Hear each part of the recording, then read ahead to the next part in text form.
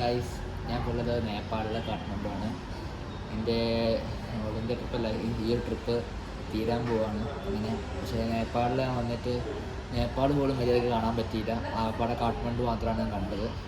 അപ്പോൾ ഇന്ന് വൈകുന്നേരം 6 മണിക്ക് ബസ്സുണ്ട് സോനാലി ബോർഡറിലേക്ക്. അങ്ങനെ ഇന്ന് വൈകുന്നേരം 6 മണിക്ക് ബസ് കയറി പോവാണ് ഞാൻ. അപ്പോൾ ഇപ്പോൾ ഒരു കഫേ കയറി ഇരിക്കുക, അവർക്ക് വൈഫൈ കിട്ടുന്നുണ്ട്. അപ്പോൾ ഇതേപോലെ നേപ്പാളിൽ ആരെയും വരുവാണെങ്കിൽ എന്തൊക്കെ കാര്യം ശ്രദ്ധിക്കണം, പിന്നെ എങ്ങനെ വരാമെന്നാണ് ഈ വീഡിയോയിൽ പറയുന്നത്. നമ്മുടെ നാട്ടിനൊരാൾ ഇപ്പോൾ വരുവാണെങ്കിൽ നിങ്ങൾ ഒന്നും ഡയറക്റ്റ് ഡൽഹിയിലേക്കോ അല്ലെങ്കിൽ ഗോരഖ്പൂരിലേക്കോ ട്രെയിൻ കയറുക.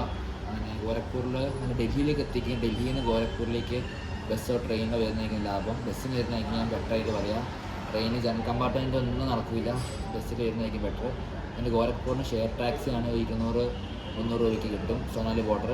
അല്ലെങ്കിൽ ബസ് ഉണ്ട് 150 രൂപയ്ക്ക്.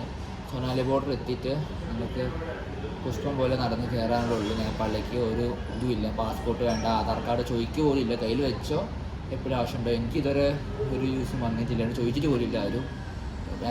അണ്ടർ 18 ആയിട്ട് പോലും ഒരു കുഴപ്പവും ഉണ്ടായിട്ടില്ല നേപ്പാൾ വരെ കൺട്രിയിൽ വന്നിട്ട്.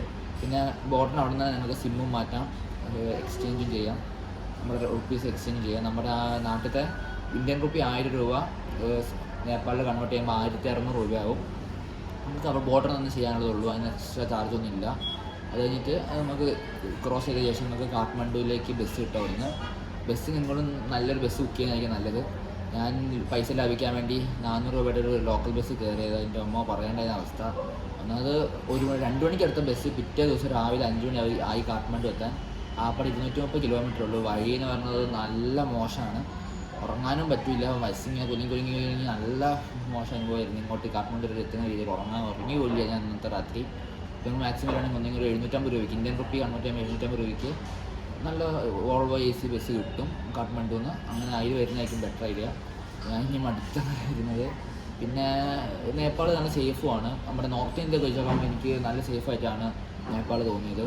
ട്രാഫിക് ആണെങ്കിലും അല്ലാതെ നിയമം പാലിച്ചൊക്കെയാണ് ഓടിക്കുന്നത്, ഹെൽമെറ്റൊക്കെ ഉണ്ട്. നോർത്ത് ഇന്ത്യ പോലെ അല്ല ഇവിടെ. ആൾക്കാരാണെങ്കിലും നല്ല പെരുമാറ്റമാണ്. ലൈക്ക് ബുദ്ധമതമാണല്ലോ ഇവിടെ കോമൺ, പക്ഷേ നല്ല പെരുമാറ്റമാണ് ആൾക്കാരും കാര്യങ്ങളൊക്കെ ഇവിടെ. പിന്നെ നേപ്പാളും കാണാനും ഇഷ്ടപ്പെടുന്നുണ്ട്. നല്ല നൈറ്റ് ലൈഫും ഉണ്ട് കാഠ്മണ്ഡു സിറ്റിയിൽ. മെയിൽ മാർക്കറ്റിൽ നിങ്ങൾ പോവുകയാണെങ്കിൽ നിങ്ങൾക്ക് നല്ല പബ്ബും ക്ലബ്ബും കാര്യങ്ങളൊക്കെ ഉണ്ട്.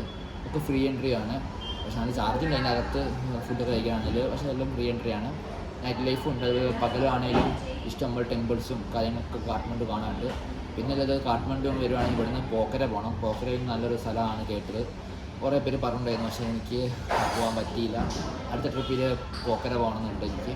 അപ്പോൾ ഇവിടെ വരുവാണെങ്കിൽ കാഠ്മണ്ഡും പോഖര ഒരിക്കലും മിസ്സാക്കില്ല. പോഖര കുറച്ചും കൂടി ടൂറിസ്റ്റ് സെൻറ്ററും പിന്നെ നാച്ചുറൽ ഏരിയയും കൂടിയാണ് പോഖര. പിന്നെ ഉള്ളത് അന്നപൂർണ്ണ ബേസ് ക്യാമ്പാണ്. എൻ്റെ ഒരു റീലിൽ ഒരേട്ടൻ കമൻറ്റ് ഇട്ടാണ് അത് ഒരിക്കലും മിസ്സാക്കല്ലോ പറഞ്ഞിട്ട്. ആ ഏട്ടൻ പറഞ്ഞ പരിചയത്തിലാണ് വരുന്നത് അന്നപൂർണ്ണ ബേസ് ക്യാമ്പ്. പിന്നെ മൗണ്ട് എവറസ്റ്റ് ബേസ് ക്യാമ്പ് വരെ നമുക്ക് വേണമെങ്കിലും പോകാം. ഒരു ഇഷ്ടം പോലെ ഏജൻസിയും കാര്യങ്ങളൊക്കെ കാണാം. അന്വേഷിച്ചപ്പം 1 ലക്ഷം രൂപ ഉണ്ടെങ്കിൽ 12 ദിവസത്തേക്ക് ബേസ് ക്യാമ്പ് വിത്ത് എല്ലാം ഇൻക്ലൂഡ് ആണെന്ന് അവർ പറഞ്ഞ്. അപ്പ് ആൻഡ് ഡൗണിന് ഫ്ലൈറ്റ് ടിക്കറ്റ്, ലുക്കൽ എയർപോർട്ടിലേക്കുള്ള ഫ്ലൈറ്റ് ടിക്കറ്റും സ്റ്റേയും ഫുഡും ഗൈഡും ഒക്കെ കൂടി ഇൻക്ലൂഡഡ് 12 ദിവസത്തെ ട്രക്കിങ് 1 ലക്ഷം രൂപയൊക്കെയാണ് പറയുന്നത്. എനിക്കും നല്ല ലാഭമായിട്ടാണ് തോന്നിയത്. എവറസ്റ്റിൻ്റെ ബേസ് ക്യാമ്പാണല്ലോ, എല്ലാവർക്കും പോവും ചെയ്യാൻ, അതിന് വലിയ നിർബന്ധങ്ങളും കാര്യങ്ങളൊന്നും ഇല്ല.